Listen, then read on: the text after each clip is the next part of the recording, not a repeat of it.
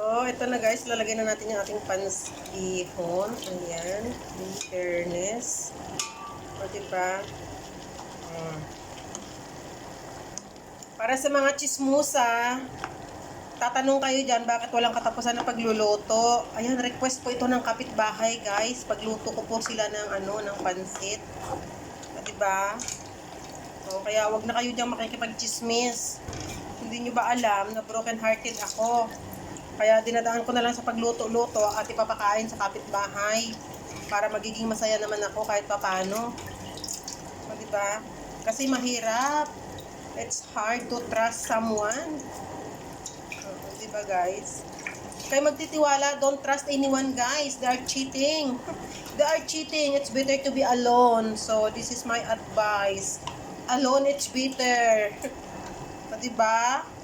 Kasi yung may kasama ka na bitter. Hindi bitter, bitter. O, diba? Ang palaya. So, ayan na ang ating bihon. Kayo kain natin. O, mga chismosa.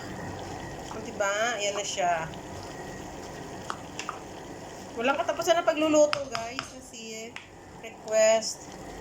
Pinagluluto ko yung aking mga mahal sa trabaho. Oo, ayan siya. Diba?